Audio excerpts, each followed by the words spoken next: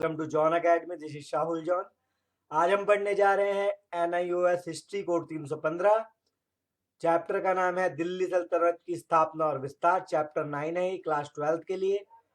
Part 1 हम पहले ही बना चुके हैं, ये है पार्ट 2।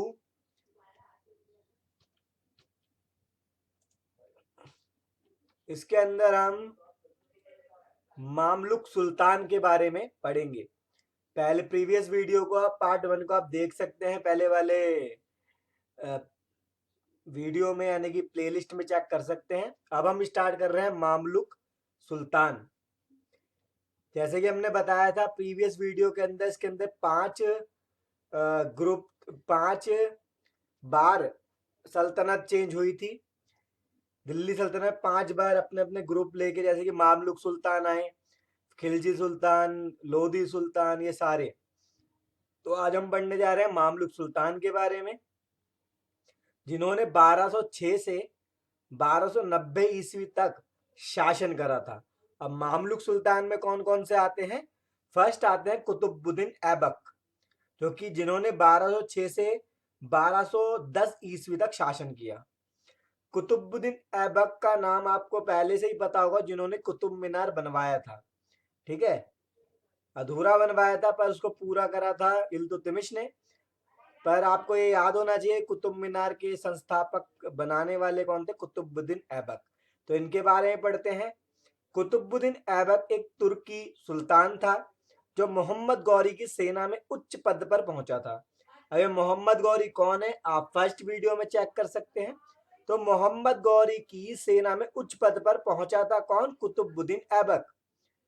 सन 1206 में मोहम्मद गौरी की मृत्यु के बाद वह गद्दी पर बैठ गया।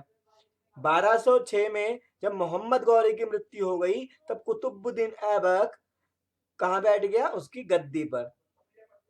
वह उत्तर भारत में प्रथम प्रसिद्ध मुस्लिम शासक था। वह उत्तर भारत में कौन था? एक फेमस मुस्लिम शासक रह चुका था। कुतुबुद्दीन ऐबक वीर, वफादार एवं नरम शासक था। उसके विनम्रता के चलते ही वो इतना विनम्र था कि उसे लाख बख्श की उपाधि मिली थी। आपको याद रखना है कि लाख बख्श किसे कहा जाता था? कुतुबुद्दीन ऐबक को। सन 1210 में चौगान खेलते समय घोड़े से गिरकर कुतुबुद्दीन ऐबक की मृत्यु हुई थी। अब 1210 में जब वो पोलो खेल रहा था, पोलो मतलब चौगान, जब वो खेल रहा था, तब कुतुबुद्दीन ऐबक की मृत्यु हो गई थी। दिल्ली सल्तनत में पहली मस्जिद किसने बनवाई? दिल्ली सल्तनत यानी पूरी दिल्ली में पहली मस्जिद किसने बनवाई? कुतुबुद्दीन ऐबक ने बनवाई थी, जिसका नाम कुवत उल इस्लाम मस्जिद है। ठीक है, ये कहां पर है? जहां कुतुब मीनार है वहीं पर है ये। ठीक है, कुवत उल इस्लाम मस्जिद किसने बनवाई थी? कुतुबुद्दीन ऐबक में, दिल्ली की पहली मस्जिद। 2.5 दिन का झोपड़ा, ये आपने नाम जरूर सुना होगा। 2.5 दिन का झोपड़ा 1192 में बना था। कुतुबुद्दीन ऐबक ने अजमेर, जो कि राजस्थान में है, उसको बनवाया था। माना जाता है कि इसका निर्माण सिर्फ 2.5 दिन में किया गया, इस कारण इसका नाम 2.5 दिन का झोपड़ा पड़ गया। 2.5 दिन के झोपड़ा क्यों पड़ा? क्योंकि 2.5 दिन के अंदर इसका काम पूरा हो गया था। कुतुबुद्दीन ऐबक ने मलिक तथा सिपह सलार की पदवी ली। सुल्तान की पदवी इसने नहीं ली। किसकी पदवी ली? मलिक की और सिपह सलार की।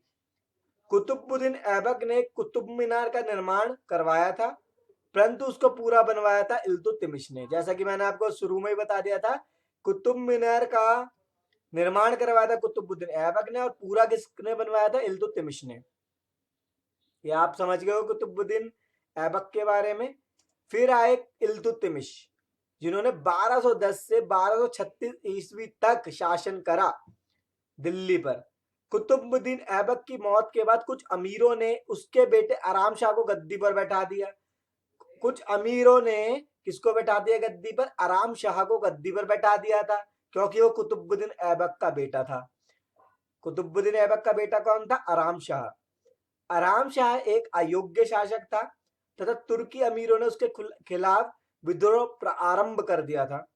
पर तुर्की अमीरों ने क्या कर दिया था उसके खिलाफ? विद्रोह आरंभ। दिल्ली की तुर्की सरदारों ने इल्तुतमिश को दिल्ली आमंत्रित किया। इन्होंने तुर्की अमीरों ने इसका विरोध किया और तुर्की सरदारों ने क्या करा?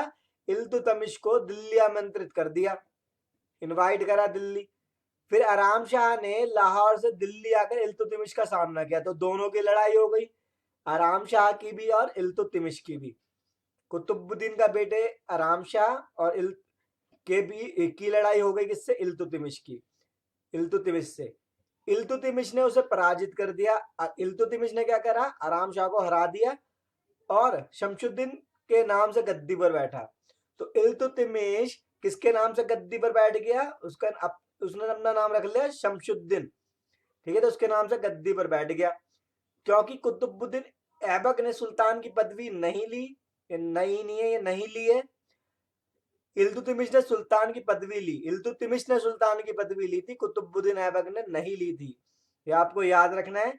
इसलिए दिल्ली सल्तनत का पहला सुल्तान कहलाया है। तो इल्तुतमिश दिल्ली सल्तनत का पहला सुल्तान माना जाता है, क्योंकि कुतुबुद्दीन ऐबक ने नहीं ली थी सुल्तान की पदवी।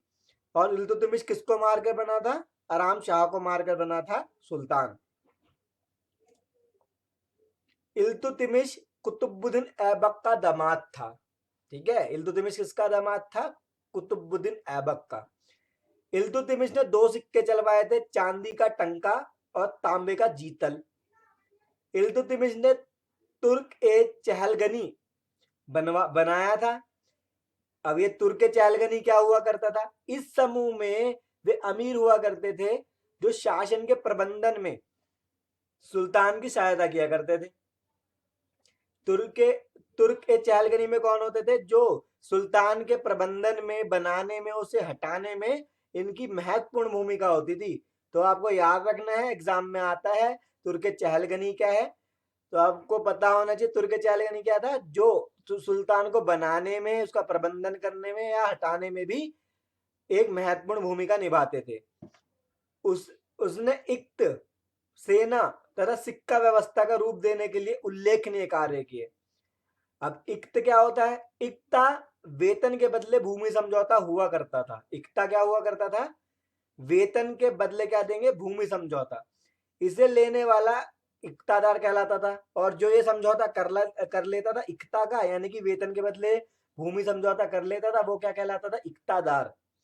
वे अपने अधीन क्षेत्रों से राजस्व वसूल करते थे, और जो जो उनके अंडर में क्षेत्र आते थे वहां से वो क्या करते थे? रेवेन्यू लेते थे, यानी कि राजस्व को लिया करते थे, ठीक है। तो इल्तुतमिश के बाद सुल्तान बनी रजिया सुल्तान, ये मेन है।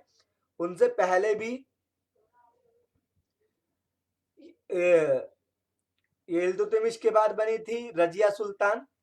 तो इल्तुतमिश ने अपने बेटों से ज्यादा अपनी बेटी को सुल्तान बनने के काबिल माना, जिनका नाम था रजिया। आपने रजिया सुल्तान का नाम जरूर सुना होगा। इनका कार्यकाल था, छोटा था कार्यकाल, पर 1236 से 1240 तक उन्होंने दिल्ली पर राज करा था।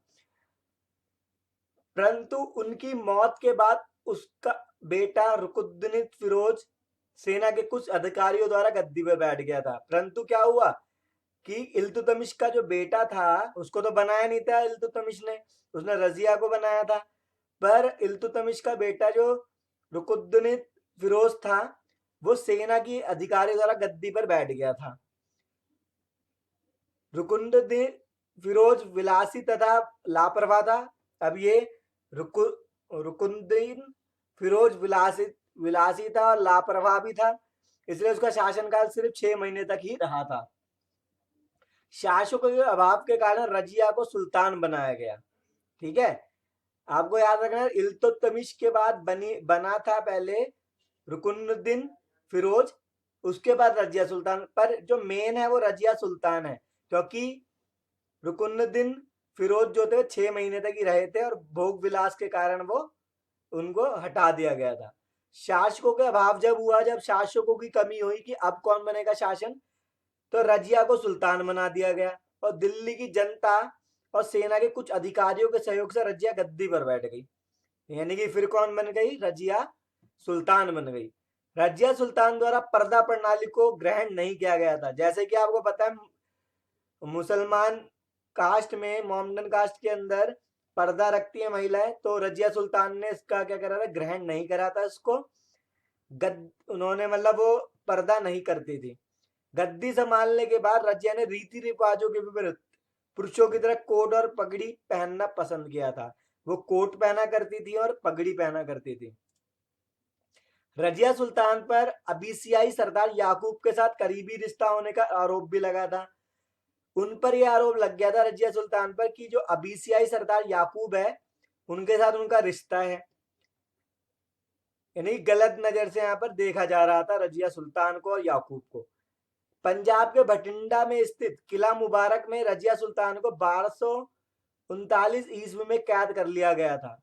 पंजाब के भटिंडा के अंदर जो मुबारक किला मुबारक है उसके अंदर रजिया सुल्तान को कैद करा गया था। रजिया सुल्तान के प्रेमी याकूत को मारकर, याकूब याकूत एक ही है, को मारकर इस किले में उसके गवर्नर अल्तुनिया ने कैद किया था। किसने कैद कर लिया था? याकूत को मार दिया था अल्तुनिया ने, जो कि गवर्नर था इस किले का। मुबारक नाम के किले का गवर्नर था अल्तुनिया। इसने याकूत को मारकर रजिया सुल्तान को कैद कर लिया था पंजाब के भटिंडा में स्थित किला मुबारक में। किले में कैद रजिया ने मौत से बचने के लिए अल्तुनिया से शादी कर ली थी। पर फिर क्या हुआ, रजिया सुल्तान ने मौत से बचने के लिए कि वो उसको भी ना मार दे, तो अल्तुनिया से उसने शादी कर ली थी। अल्तुनिया ने रजिया के साथ अपनी सेना लेकर दिल्ली की ओर बढ़ा, लेकिन बहराम शाह के हाथों पराजित होकर उसे भटिंडा लौटना पड़ा। उसने सोचा कि अपनी वाइफ रजिया को दिल्ली की ओर, मतलब दिल्ली का जो एरिया है वो दिलवा देते हैं, पर बहराम शाह से वो हार गया था और दोबारा से भटिंडा लौट गया था अल्तुनिया। वापस लौटते समय मार्ग में कैथल के निकट उसकी सेना ने साथ छोड़ दिया, और कैथल के निकट उसकी सेना ने साथ छोड़ दिया उसका। किसका साथ छोड़ दिया? अल्तुनिया का। और रजिया और अल्तुनिया एक पेड़ के नीचे आराम जब कर रहे थे, तब 25 दिसंबर 1240 को डकैतों ने उसका वध भी कर दिया था। तो कहां पर मार दिया गया था? कैथल के पास ही जब वो आराम कर रहे थे, तो 1240 में डकैतों ने दोनों का वध कर दिया था, रजिया सुल्तान का, अल्तुनिया का। ठीक है, तो ये था रजिया सुल्तान की कहानी। और रजिया सुल्तान द्वारा चलाए गए सिक्के कौन कौन से थे? जैसा कि अभी आपको बताया था कि वो एक पगड़ी पहना करती थी और कोट वोट पहना करती थी, तो ऐसा दिखा करती थी। ठीक है, उन्होंने पर्दा प्रणाली को नहीं माना था। उन्होंने 3 सिक्के चलवाए थे, जिसमें लिखा था फर्स्ट पे न्याय की रानी, सेकंड इल्तुतमिश की बेटी, थर्ड दिल्ली सल्तनत की महारानी। तो इनके द्वारा चलाए गए सिक्के ये हैं। और उसके बाद आए रजिया सुल्तान के बाद नसरुद्दीन महमूद 1246 से 1266 तक। रजिया के बाद पर कुछ सुल्तान बने थे, जैसे बहराम शाह बन गया था 1240 से 1242, मसूद शाह बन गया था 1242 से 1244। पर इन दोनों के बाद कौन बना? नसरुद्दीन महमूद 1246 से 1266 तक। उल्लुक खान, जिसे बलबन के नाम से जाना जाता है, उसने अपनी बेटी का विवाह नसरुद्दीन महमूद से करवाया था। उल्लुक खान या बलबन एक ही बात है। तो उल्लुक खान को किसके नाम से जाना था? बलबन के नाम से। उसने अपनी बेटी का विवाह नसरुद्दीन महमूद से करवाया था, जिससे बलबन की स्थिति और सुदृढ़ हो गई थी। बलबन ने सोचा कि उसकी जो स्थिति है सुदृढ़ तभी हो सकती है, मजबूत तभी हो सकती है जब वो अपनी बेटी की शादी नसरुद्दीन महमूद से करवा दे। तो इस प्रकार से उसने अपनी स्थिति मजबूत कर ली थी बलबन ने, नसरुद्दीन महमूद से अपनी बेटी की शादी करवाकर। और नसरुद्दीन महमूद कौन था? इल्तुतमिश का पोता था। सुल्तान की मौत 1265 में हो गई थी। इब्न बतूता के अनुसार उसको बलबन ने जहर देकर मारा था। जो सुल्तान है यानी कि नसरुद्दीन महमूद जो सुल्तान है, उनको 1265 में इब्न बतूता के अनुसार बलबन ने ही जहर देकर मारा था, यानी कि अपने दामाद को ही मार दिया था बलबन ने। तो यहां से फिर आते हैं, जब नसरुद्दीन महमूद को बलबन ने मार दिया तब बन गए बलबन। सुल्तान बन गया बलबन 1266 से 1287 ईस्वी तक। बलबन ने राजस्व सिद्धांत की स्थापना कर दी। कुछ इतिहासकार मानते हैं कि बलबन गैर तुर्कों से नफरत भी करता था। वह अपनी सत्ता से बहुत प्यार करता था, कि यानी कि वो चाहता था कि सत्ता मेरे पास ही रहे, मैं अपने रिश्तेदारों को भी, अपने भाई बंधुओं को भी नहीं देना चाहता था वो अपनी पोस्ट। बलबन चहलगनी की शक्तियां नष्ट करने के लिए कटिबद्ध था। बलबन ने चहलगनी की शक्तियों को भी नष्ट कर दिया था। जैसा कि आपको पता है, बताया था मैंने कि चहलगनी क्या था, एक ग्रुप ऐसा जो सुल्तान को बना भी सकता था और हटा भी सकता था, तो उसको भी नष्ट कर दिया था बलबन ने। उसने दरबार में चुटकुले, हंसना और शराब को बंद करवा दिया था। यानी कि इतना क्रूर शासक था ये कि दरबार में ना तो कोई चुटकुले कर सकता था, ना हंस सकता था, ना शराब पी सकता था। उसने सिजदा और पाइबोस जैसी प्रथाओं पर भी बल दिया। सिजदा का मतलब सलाम करना है जब भी बलबन आए, जब भी सुल्तान आए, और पाइबोस करना है यानी कि राजा के कदम को चूमना है। तो ये बलबन ने करा था, सिजदा और पाइबोस की प्रथा को बलबन ने चलाया था। और बलबन की मृत्यु हो गई थी 1287 में हो गई थी। ठीक है, तो बलबन की मृत्यु 1287 में हो गई थी। बलबन के बाद क्या हुआ फिर? बलबन के बाद जब उसकी मृत्यु होगी बलबन की, तो कौन बना? बलबन के बाद उसके पोते केकवाबाद को गद्दी पर बैठाया गया, और उसके बाद उसके बेटे कैमूर ने केकवाबाद को गद्दी से हटा दिया। पहले तो बलबन के पोते को बैठा दिया केकवाबाद को, पर फिर बलबन के बेटे ने ही, जो कि कैमूर था, उसने केकवाबाद को गद्दी से हटा दिया और खुद केवल 3 माह तक ही शासन कर सका। उसने केकवाबाद को तो हटा दिया, पर खुद भी 3 महीने तक ही शासन कर सका। उसके बाद फिरोज, जो उत्तर पश्चिम सेना का संचालन था, उसने कैमूर को 1290 में ही मार दिया था। और उसके बाद खिलजी कुलीनों के एक वंश ने खिलजी वंश की नींव रखी थी। ठीक है, तो उसके बाद फिरोज, जो उत्तर पश्चिम सेना का संचालक था, उसने कैमूर को 1290 में मार दिया था। इसके बाद खिलजी कुलीनों के वंश ने खिलजी वंश की नींव रखी थी। इस तरीके से मामलुक वंश जो था खत्म हो गया था। उसके बाद बलबन की मौत के बाद, या केकवाबाद या कैमूर की मौत के बाद, फिर फिरोज आया। उसके बाद क्या हुआ, ये बिल्कुल मामलुक वंश या गुलाम वंश बिल्कुल खत्म हो गया। अगर आपको ये वीडियो पसंद आई है तो इस वीडियो को लाइक शेयर करना ना भूलें। अगर आप चाहते हैं इस पूरे की पूरी बुक के पीडीएफ नोट्स और वीडियो फुल कोर्स को चाहते हैं, तो जॉन एकेडमी की ऐप को प्ले स्टोर से डाउनलोड करना ना भूलें।